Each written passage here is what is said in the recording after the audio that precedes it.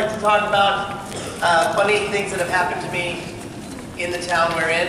And because usually something awkward happens within the first 24 hours. Because that's how I roll. But nothing really crazy's happened yet. We went to Papacito's. I loved it. Rich, not so much. Then he had the queso, and he liked that. He did like that. I mean, how can you go wrong with queso? And then we found a golden tea, and then here we are. It wasn't like my greatest story of something awkward that's happened to me in the last 6 months was New Jersey, when I was trying to call Rich's room number, which was room 911, and I dialed his room number, and I didn't know you were supposed to press 7 first. And true story, a voice goes, 911, what's your emergency? And I was like, Rich, so when are you going downstairs? And then the voice goes, 911, what's your emergency? And I was like, okay, dial it on a little bit, Rich. Let's go. No jokes. Let's, facts only. And he was like, hey, Chuck, good job. Hey, someone's dressed as me for once. I like you a lot.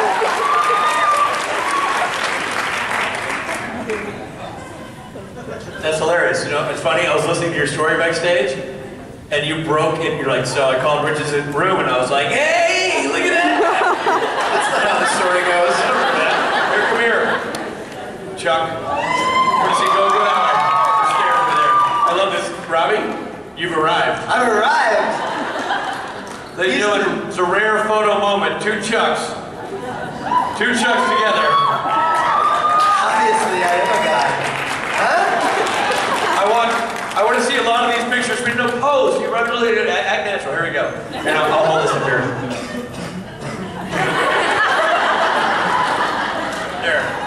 There you go. Twitterverse, go nuts. Well done. What's your name? Annika. Annika, you have a nicer, thicker beard than Rob. How do you do it? I did makeup. Ah, there you go, Robbie. Gotta fire your guy. Well done, Annika. Nice job. Nice robe and everything. Sorry to interrupt this. No, it's great. Anyway, finally the voice says, I finally realized I've called 911. And I'm like, I'm so sorry, this was a mistake. I was in a hotel, I was dialing 911. What hotel? Oh, it doesn't matter what hotel, I'm just, what room are you in? I can't give you my, and in a state of panic, I hung up. And I suddenly felt like, this is wrong. Now, I realize I've been in New Jersey less than an hour already. I'm sweating it. So I go to Rich's room, knock on the door, I'm like, oh, no, I've done something bad. I've done something really bad. And I tell him the story, and then he, like any good friend, goes, this is hilarious. Tell it again, I'm gonna film it. So he's filming me telling the story, and I get to the part about coming to his room, and at perfect timing, there's on our door. And they still feel me like, go to that door, this is great, He thinks it's gonna be Matt or somebody. I looked at the people, it's the cops! This is a true story, I'm not making this up. It's the cops! And I was like, ah! And he was like, oh God, it was that serious. Just stop, and we open the door, hello officer. I called 911, there's no emergency. We explained it to them, and he was like, totally cool, it happens all the time. I just need to see your room. The room you called from, just make sure there's not anything shady going on there. We're walking down the hall, and I'm thinking, what if there is, like suddenly I think I'm guilty. Is there a dead body in there? Did I pack the heroin in the suitcase? I was like, oh God, and then I was like, so I showed it to him. See, look, in the bathroom, there's nothing here. Is there anything? No, you're good. And then after that, I was like, so what happens now? Am I gonna get a ticket or something? He's like, no, just don't let it happen again. I was like, it won't, it will never, ever happen again. But he left, I was like, became the best story ever that actually happened. So nothing like that's happened here in Houston. can say so far. And dressed like Chuck. This is a very exciting moment for me. If you're just arriving, I started early, and I told a story about calling Rich's room, 911. This is a different city, and I accidentally called emergency number, and a cop came. Almost got in trouble. Hi. Hi. No? No? Is the button on the green light when the... No, there's... Hold that thought. We're a well-oiled machine, right? I'm not going in. You know what? I'm going to go to this side here and see what happens. All right, and I'll go over there. I'll go over there with my mic. Okay. They've got it. Oh, we're good. We're You live. know what? I liked that idea better. Let's do it. Let's do it. Oh, hi. Sorry.